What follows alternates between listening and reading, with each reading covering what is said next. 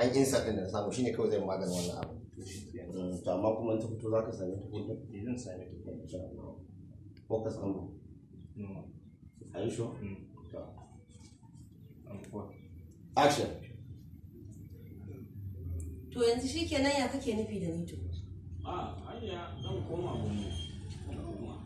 Na jin yanzu ai dan abubuwan da muka yi ya buɗa kan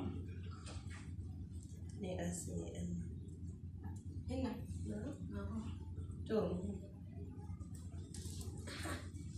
Wani sa'adan Allah ba dole maganin ba.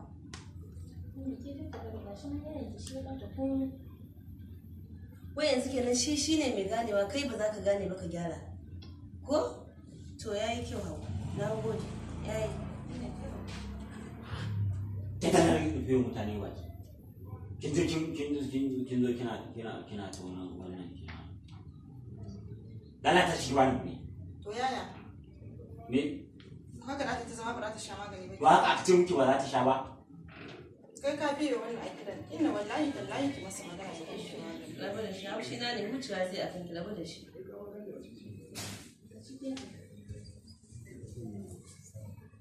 Babu ki hakuri in na koma Allah ya sa ya ruga. Kama hanya zuwa zumunci ko da Allah ya maka wa'adi dan aljanna kawai.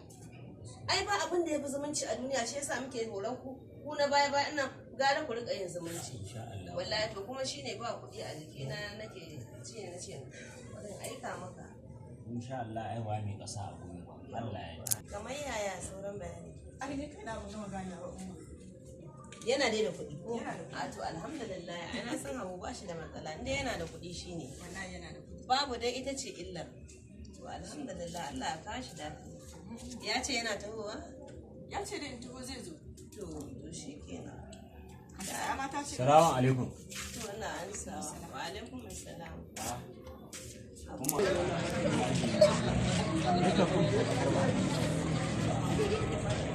me za a yi? Bari idan network ɗin ya dawo, sai ka jira.